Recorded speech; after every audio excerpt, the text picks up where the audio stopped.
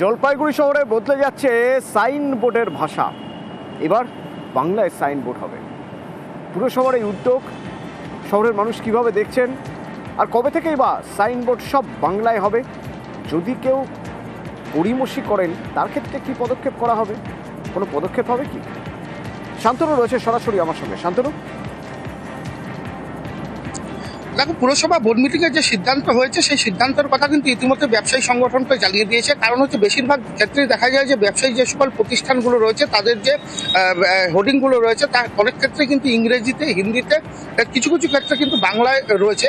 সেক্ষেত্রে পুরসভার যেটা বক্তব্য, সমস্ত কিন্তু দোকানের যে হেডিংগুলো রয়েছে সমস্ত কিছু কিন্তু ব্যানারগুলোকে বাংলায় লিখতে হবে। আর সেই লেখার কথা কিন্তু ইতিমধ্যে ব্যবসায়ী প্রতিষ্ঠানকে রীতিমতন চিঠি দিয়ে জানিয়ে দিয়েছে পুর কর্তৃপক্ষ। সময় বেঁধে দেওয়া হয়েছে মহালয়ার দিন, অর্থাৎ যেদিনটা দেবীপক্ষ শুরু হচ্ছে সেদিন সকাল থেকে 5টি দোকানকে দিয়ে কিন্তু সূচনা হচ্ছে এই কর্মসূচির, এবং তা চলবে 31শে ডিসেম্বর পর্যন্ত। পুরসভার লক্ষ্য যে নববর্ষ অর্থাৎ 1 জানুয়ারি 2026-এর দিন গিয়ে জলপাইগুড়ি শহরের যত দোকান, অফিস এবং প্রতিষ্ঠান রয়েছে সমস্ত কিছু বাংলায় লেখা থাকবে।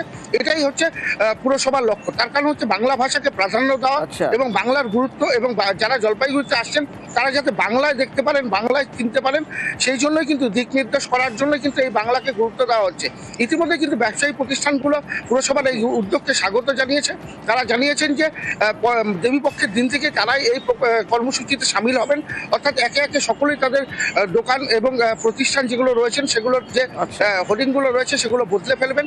নিজেদের মতন করে তারা সময় চেয়ে নিয়েছিলেন এবং পুরসভার সাথে কথা বলে সেই সিদ্ধান্তই কার্যকর হতে চলেছে বলে জানা গিয়েছে। অতনু, ধন্যবাদ। বাংলা ভাষায় সাইনবোর্ড লেখা বাধ্যতামূলক, এবং জলপাইগুড়ি পৌরসভায় রেজলিউশন নেওয়ার পর আমরা মহালয়ার দিন থেকে প্রাথমিকভাবে 5টা দোকানকে চিহ্নিতকরণ করে সেখানে শুরু করবো। 70% কমপ্লিট করবো আমরা 31শে ডিসেম্বর 2025-এর মধ্যে, যাতে ইংরাজির নতুন বছরে গিয়ে বাংলার সাইনবোর্ড ঝরঝর করে। খুবই ভালো উদ্যোগ। আমরা যেহেতু বাঙালি, আমাদের মাতৃভাষা বাংলা, আমরা বাংলায় সমস্ত দোকানে পোস্টার গুলি মহালয়ার দিন চেষ্টা করব লাগানো। সুন্দরবনের দিক দিয়ে 19 জন বাংলাদেশি মৎস্যজীবী অনুপ্রবেশের চেষ্টা করছিলেন, তাদের আটকে দেওয়া গিয়েছে।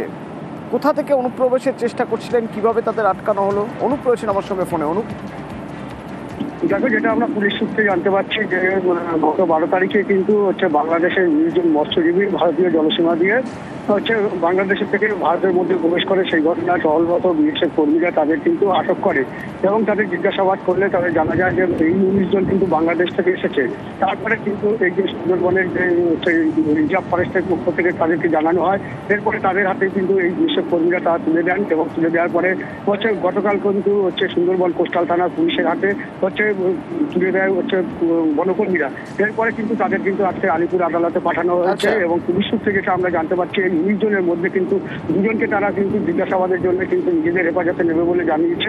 তবে এই ঘটনায় যে 19 জন মৎস্যজীবী তাদের কাছ থেকে কিন্তু জাল এবং একটি বোট ও কিছু মাছ কিন্তু পুলিশ ইতিমধ্যে উদ্ধার করেছে। তবে তাদেরকে কিন্তু আলিপুর আদালতে পাঠিয়ে 2 জনকে নিয়ে ঘটনার তদন্ত করবে বলে জানিয়েছে পুলিশের পক্ষ থেকে। ধন্যবাদ। বাংলাদেশে মাছ ধরতে স্যার। আচ্ছা, গুলি ঢুকে গেছি ভারত।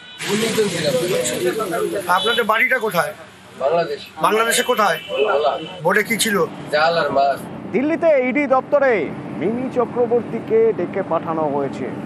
একটি অনলাইন বেটিং অ্যাপের মামলায় তাকে তলব করা হয়েছে। আমার সঙ্গে মৈত্রী রয়েছে নয়াদিল্লি থেকে সরাসরি। মৈত্রী, কি জানতে চাওয়া হবে তার থেকে?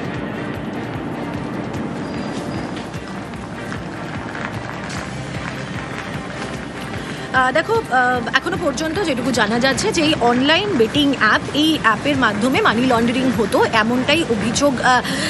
এই অভিযোগেরই তদন্ত করছে এনফোর্সমেন্ট ডিরেক্টরেট, এবং এই মুহূর্তে আমরা দাঁড়িয়ে রয়েছে এনফোর্সমেন্ট ডিরেক্টরেটের দিল্লি সদর দপ্তরের ঠিক বাইরে, যেখানে 11টার কিছু আগে এসে পৌঁছেছেন মিমি চক্রবর্তী, এবং তাকে এই মুহূর্তে জিজ্ঞাসাবাদ করা হচ্ছে। মূলত এই অনলাইন বেটিং অ্যাপের ক্ষেত্রে কিভাবে টাকা নিয়েছিলেন, কোন কোন অ্যাকাউন্ট থেকে টাকা তার কাছে এসেছিল, বা কোন পদ্ধতিতে তাকে যে পেমেন্ট করা হয়েছিল, তার কারণ এই অনলাইন বেটিং অ্যাপের হয়ে বিজ্ঞাপনী প্রচার বা এন্ডোর্সমেন্ট করেছিলেন মিমি চক্রবর্তী। তার এক্ষেত্রে দাঁড়িয়ে তার অ্যাসোসিয়েশন কতটা ছিল, কোথা থেকে তিনি টাকা পেয়েছিলেন এবং কি ধরনের কন্ট্রাক্টে তাকে এই অনলাইন বেটিং প্ল্যাটফর্মের সঙ্গে তার যোগাযোগ, এই সবই কিন্তু জানতে চাইবেন এনফোর্সমেন্ট ডিরেক্টরেটের আধিকারিকরা। তার সঙ্গে সঙ্গে জানতে চাওয়া হবে যে এই ভারতে যে বেটিং ব্যান রয়েছে সেটা জানার পরেও কিভাবে একজন প্রাক্তন সাংসদ হয়ে তিনি এই অনলাইন বেটিং অ্যাপের এন্ডোর্সমেন্ট করলেন, সেক্ষেত্রে তাকে কি বোঝানো হয়েছিল, কি জানানো হয়েছিল, তার কোনো এজেন্সি রয়েছে কিনা, কোনো এজেন্টের মাধ্যমে তিনি তাদের সাথে যুক্ত হয়েছিলেন কিনা, এই বিষয়ে যাবতীয় যে তথ্য রয়েছে সেটা জানতে চাওয়া হবে। তোমাকে জানিয়ে রাখবো যে এই অনলাইন বেটিং অ্যাপ কেসেই কিন্তু এর আগে দুজন খুব ফেমাস ক্রিকেটার তাদেরকেও কিন্তু ডাকা হয়েছিল, শিখর ধাওয়ান এবং সুরেশ রায়না, এই দুজনকেও কিন্তু জিজ্ঞাসাবাদ করেছিল এনফোর্সমেন্ট ডিরেক্টরেট। এবং আগামীকাল উর্বশী রতেলা, তাকেও কিন্তু আরেক অভিনেত্রী যিনিও এই অনলাইন বেটিং অ্যাপের বিজ্ঞাপনের সঙ্গে যুক্ত ছিলেন, তাকেও কিন্তু জিজ্ঞাসাবাদের জন্য সমন করা হয়েছে। মৈত্রী, একটু সঙ্গে থাকো। এই যে মিমি চক্রবর্তী প্রাক্তন সাংসদ, তাকে ডেকে পাঠানো হয়েছে জানিয়ে রাজনৈতিক চাপানো তো শুরু হয়ে গিয়েছে। তৃণমূল হচ্ছে নোংরা নর্দমা। তৃণমূল কংগ্রেস এরকমই দল, ওখানে দেব থাকুক আর মিমি থাকুক, যেই যাবে সেই চোর হবে। চোরেদের দলে আবার অন্য কিছু হয় নাকি? সাধুদের তো এন্ট্রি নেই, চোরেদের দলে ওটাই লাগবে, আই কার্ড। ওটা আমরা এখানে গেছে প্রক্সিমিটি কার্ড আছে, তো তৃণমূলে ঢুকতে গেলে চোরেদের কার্ড লাগবে।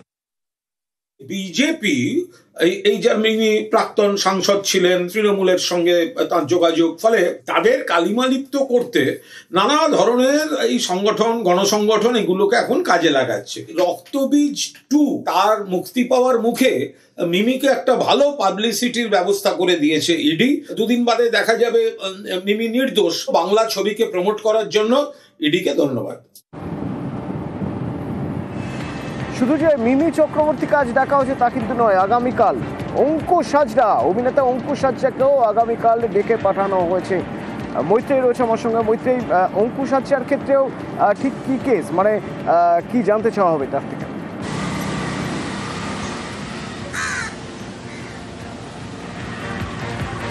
দেখো, অঙ্কুশ হাজরাকেও কিন্তু এই একই বিজ্ঞাপনে মিমি চক্রবর্তীর সঙ্গেই দেখা গিয়েছিল এই অনলাইন বেটিং যে অ্যাপ রয়েছে, যে সংস্থা রয়েছে তাদের বিজ্ঞাপনে। ফলে সেক্ষেত্রে দাঁড়িয়েও মিমি চক্রবর্তীর ক্ষেত্রেও যা প্রশ্ন করা হয়েছে, যেটা মনে করা হচ্ছে যে এনফোর্সমেন্ট ডিরেক্টরেটের তরফ থেকে সেই একই প্রশ্নের কিন্তু সম্মুখীন হতে পারেন অঙ্কুশ হাজরাও। অভিনেতাকে আগামীকাল 11টার সময় এনফোর্সমেন্ট ডিরেক্টরেটের তরফ থেকে তলব করা হয়েছে। অতটুকু। পাড়ার সবাই জানে এটা একটা গুল তৈরির কারখানা। হ্যাঁ, এই কারখানার আড়ালে সরকারি যে রেশন, সেই রেশনের চাল, ডাল, আটা খোলা বাজারে বেচা হতো। আমরা জগৎবল্লভপুরের ঘটনা, আমার সঙ্গে দেবাশিস রয়েছে। দেবাশিস, কতদিন ধরে এই কাজ করে যাচ্ছেন উনি? দেখো, দীর্ঘদিন ধরে এই কাজ চলছিল। এই উত্তম দাসের দোকানেই পাওয়া যাচ্ছিল সরকারি চাল এবং সরকারি আটা। এগুলিকে প্যাকেট, অর্থাৎ সরকারি যে প্যাকেট আছে সেই প্যাকেট থেকে খুলে সেটিকে খোলা বাজারে বিক্রি করা হতো। এই খবর পেয়েই জগৎবল্লভপুর থানার পুলিশ গতকালই একটি অভিযান চালায়। অভিযানে গিয়ে দেখা যায় যে যে দোকান থেকে বিক্রি হচ্ছিল সেই দোকানের পাশে সবজির দোকান, মুদিখানার দোকান, তার পাশে পিছনে একটি গুল কারখানা।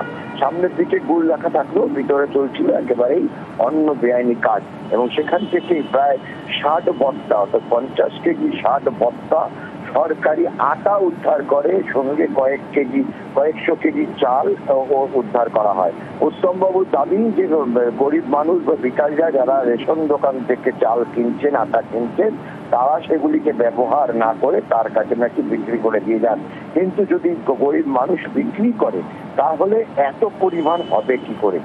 সেটা নিয়ে প্রশ্ন ওঠে। ইতিমধ্যেই তাকে জিজ্ঞাসাবাদের পর তার কথা অসঙ্গতি হওয়ার পর আজ তাকে গ্রেপ্তার করা হয়েছে, তাকে হাওড়া আদালতে তোলা হবে এবং এই জিনিসগুলি কোথা থেকে আসতো, কোথায় যেত, তা পুরো খতিয়ে দেখছে জগৎবল্লভপুর থানার পুলিশ।